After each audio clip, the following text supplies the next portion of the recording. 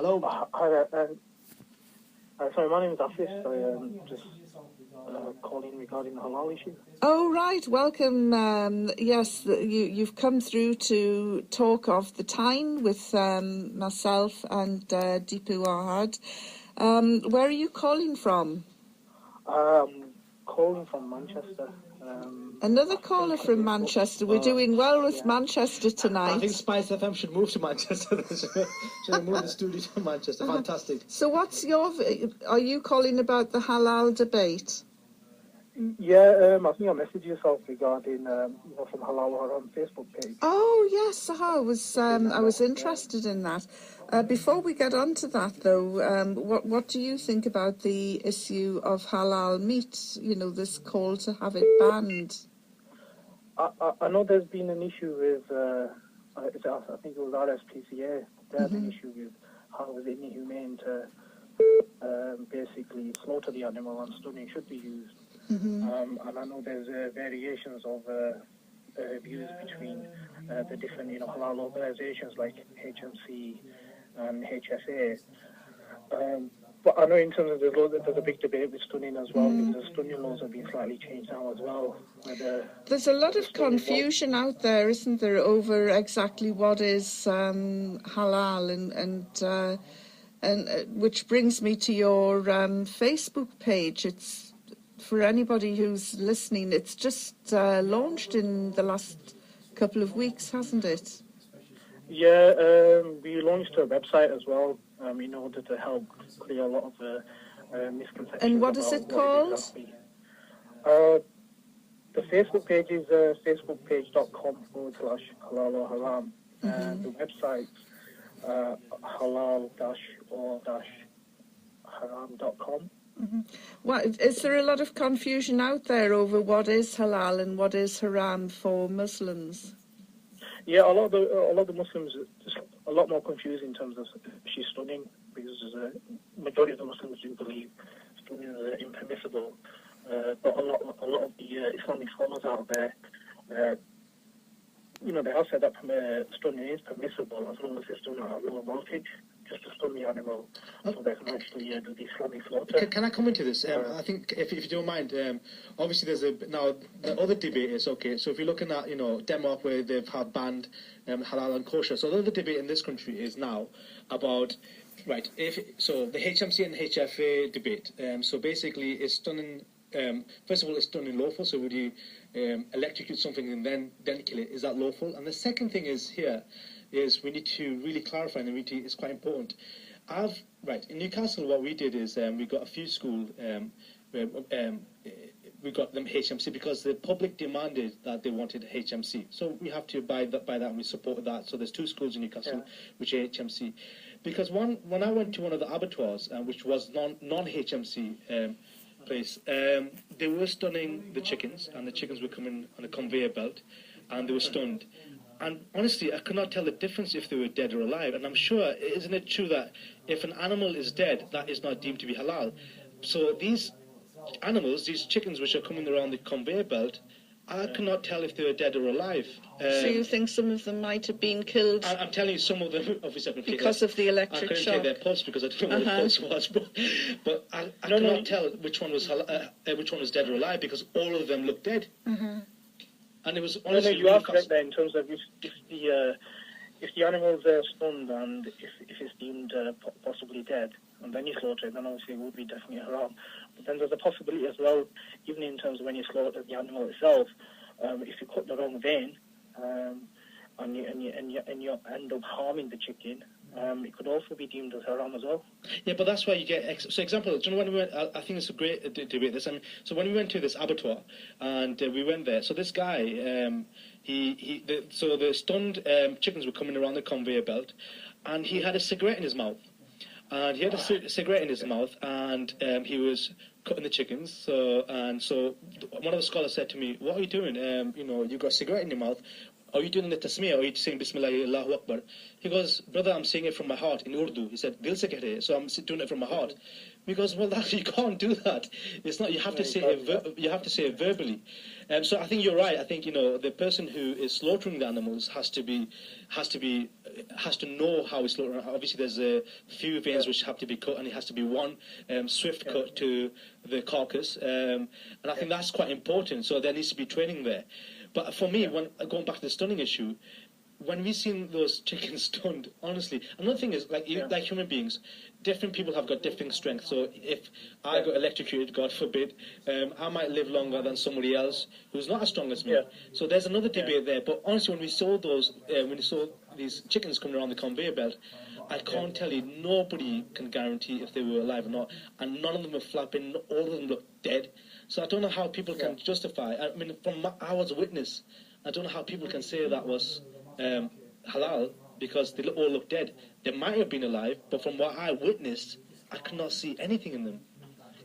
Yeah, they're unconscious out there basically, and then that's when they end up slaughtering. But remember, from my research as well, you've got countries like Indonesia and Malaysia where stunning is still practiced, you see, but are very low voltage. But I know in this country they're slightly increased. I'm surprised at that, because I would have thought that Malaysia and Indonesia wouldn't have gone for stunning. No, but if you think about it in terms of the mass market, the amount of demand there is for chicken and for halal meat, you just can't, meet that demand by just, physically slaughtering each animal. Stunning is the only way where you can go through a big amount. But the Jews don't do it, do they? The Jews don't stun, do they? The kosher is not stun. I think the Jews do use the stunning method also as well. Okay, because from speaking to our rabbi, they say when we're quite close to our rabbi, we do a lot of work for our rabbi. He said that the Jewish, the absolute kosher, the kosher they eat is not stunned, and it can't be stunned. And this is what the debate, the discussion. They say that the animal must be conscious before it's killed. Yeah. So if you're stunning it, then it's unconscious. So under Jewish law, the animal must be conscious. But if I can go to your website, it's called Halal or Haram. So who makes the decision over what is halal and what is haram? Because you know what it's like. You get 3 Muslims together and you end up with 5 opinions. And a fatwa. Yeah, no, I know what you mean. And a fatwa, What we started doing was we started looking at different products. So, for example, you've got M&Ms or Skittles. Mm-hmm. So we didn't just look at chickens or lamb. We were looking at, coloring as well. Like you have the E number E120, which has carmine in it, which is a beetle shells. So, for example, that's haram. And if you check out the Nestle's website, it tells you quite clearly as well. And you should research E numbers as well. So what we do is we do the research with a number of friends and the Islamic teachers I know, and then make that decision. What is haram, and stick it on there. Oh, right. So anybody who's not sure about the sweets that they buy for the kids can go onto your website and find out. Here's a tough one. A recent post, I think it was on Skittles, for example, and there was tons of people who were unaware that they were basically consuming haram. I mean, even my recent trip, we went to Jordan, and I was getting offered by a brother some Skittles, but he was unaware that he was what he was consuming, so I had to educate him regarding the E120 that he needs to look out for the product. Right. Here's a tough one for you, and it's a genuine question that was a brother I know who he doesn't have a beard, he shaves regularly, and he uses one of those brushes, to whip up the froth and soap and to put the shaving cream on his face. And he said that he uses natural bristles from a boar, and he said from a wild boar, and he said, do you think that's halal or haram? I said, well, I'm not a scholar, but I would have thought because it's from a boar, it would be haram. And he said, but I'm not eating it. I'm using it as a brush to put the soap on my face. So what's your verdict? I remember when you asked this question, I did confer with the scholar that I study with. Wild boar scientifically comes from the pig's family. So in terms of if you were going to use it for even if you weren't going to consume it, it would be classed as halal. So majority of the scholars in the ulama, they all agree using whether to wear or whether to consume would be classed as halal. Right. So for any brothers out there who use wild boar bristles on their shaving brush, stop it now. It's haram. Now though, for even like in terms of capsules, we have gelatin capsules. If you go into, for example, like Holmes and Barrels, they do gelatin-free, capsules as well. That you can see. I mean, you even have to look out for lipstick. I mean, if you get red lipstick, they have E120 ingredient in it as well. The same again, if you check the ingredients, you can make sure. Oh, well, a lot of sisters will be interested in that because red is the in colour this season, apparently, for lips. So I need to stop buying my lipstick. Yes, you just got to watch out. So what's the most obscure question that you've been asked since you've opened your website? I think the most famous question is always about McDonald's. Can we eat at McDonald's or not? I mean, what I did was we did some research on McDonald's and on their website. They do make it quite clear in terms of, especially for example, like the fish or fillet grill and chips and stuff. And they're all there's a possibility of cross-contamination. So we say if there's any doubt, leave it out basically. But in terms of any of the desserts, apart from the ones that have M&Ms or Skittles in it, they said that that's fine for us to consume. So they have a really, really good section, an SO2 section of McDonald's. That makes it quite Can I just cool. comment to A lot this? of people, to be honest, are quite lazy out there. So we do the research and we put it on for them. I mean, can I just comment? I mean, you said, obviously Islamically, if there's a doubt, you shouldn't consume. So that goes back to the stunning, isn't it? But if there's a doubt there, because if you don't know if that, because out of 100 chicken, maybe 99 is unconscious, and if it's slaughtered in the right way, it's halal.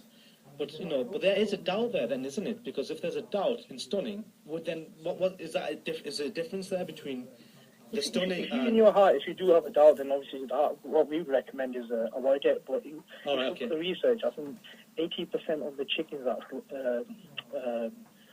halal meat in this country, they're stunned. And the only rest of them are basically slaughtered. Hand-slaughtered. Yeah. With HMC, I don't think they cover every slaughterhouse in this country, do they? Yeah, they don't. No, we looked into it. Because even with them, they have a cost. I mean, they're not. I don't believe they're the only slaughterhouse that actually do, stun-free. There's a number of other abattoirs out there as well. Oh, they do. Yeah. Use a stunning method. Yeah, they do.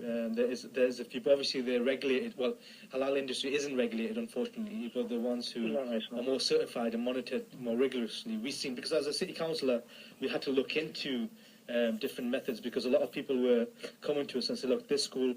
I'll tell you a story. So, one of the schools in Newcastle, I grew up in Newcastle and I went to that school, and so when we went with the scholars in Newcastle, because a lot of parents were saying we're not sure if it's halal or not, and they went in the kitchen and said, and this is the kitchen now, which is a school now, which is both the schools, it's one school really, which is halal, and they do halal food. So when we went there, they said, no, we've been doing halal for over 20 years now, and and everything's halal, all the ingredients is halal. So we went in there, we found 7 ingredients which was non-halal, 3 of them had pork enzymes in it, and on top of that, I said, well, how do you deem yourself to be halal? He goes, well, 20 years back, we had an imam who came to our school and blessed the kitchen. So that's how it became halal. And then after that, what we did is we did a lot of research, we went to different abattoirs, and obviously, I wasn't aware of the halal industry, and I'm just listening to what my constituents were saying.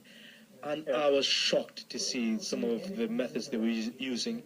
Even some of the officers from Newcastle City Council who attended these abattoirs and seen the process, they straight away turned around and said, this cannot be halal. And they were really, really surprised. They were actually shocked. So it took a few years, we changed the whole process, and now obviously we got that process. And most of the parents are so happy because now it's certified and it's getting monitored on a weekly basis, which is fine. And now people are satisfied going there and eating, which is great. Yeah. I've got a text here. With education, educating people. I mean, we had I think it was a dinner lady contact us about 6 months ago, and she was explaining how she was educating her kitchen staff how to separate the utensils So the utensils that are used for halal meat, the utensils that are used for, for non-halal meat. I think it just comes down to education. And then recently, I think past couple of months now, I've had a lady from Bath called Adele. And she's always using the website to educate her Muslim customers in Tesco's and telling you to stay away from these products, they're not halal, which is really, really good. I've got a question here that's just come in by text from a young sister who she uses natural bristles on her makeup brushes, and she said if the animal hair that was used, if the animal was killed in a halal way, they would obviously be okay, but how can you tell if a makeup brush has the hair of an animal that hasn't been killed in a halal way? That would be a difficult one, but it just comes down to research, basically. They'd have to contact the manufacturer. And most especially big companies, they have customer service lines. And they're very, very helpful. I mean, even there was a case recently about, for example, Millie's cookies. We just ring the customer service, and very, very helpful. They'll give you all the background information. So I'm sure if you contact the manufacturers, they'll be able to give some background history. Right. Greg's is another one. Greg's is we looked into Greg's, and Greg's again, like Millie's cookies, were quite helpful. They were saying, look, most of our stuff are vegetarian, but we're not sure if there's any cross contamination. And some other items, like pasties, unfortunately, I'm going to put it down on a lot of people. They're not 100% sure if all the ingredients is super for vegetarians, and they have to go through the line of the process to find out the root. So I'll avoid cheese pasty, unfortunately. Same again, if you go to their website, to their FAQ section, Greg's cheese and onion pasties. Oh, is that what they say, sorry, on the website? So if you go to the FAQ section on the Greg's website, they don't 100% guarantee all the items out there. Okay, that's great, 100% suitable for vegetarian. Great stuff. Well, thank you very much. Can you give us your website address again for anybody who wants to make a note of it? Yes, www.halal, so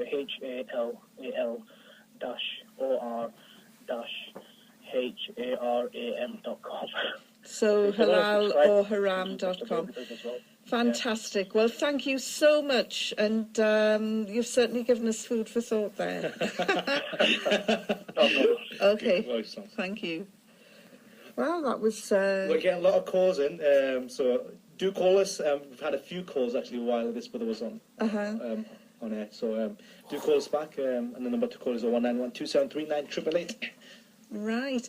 So anyway, you've had a weird sort of week. And I'm sure we're going to get a few calls by the time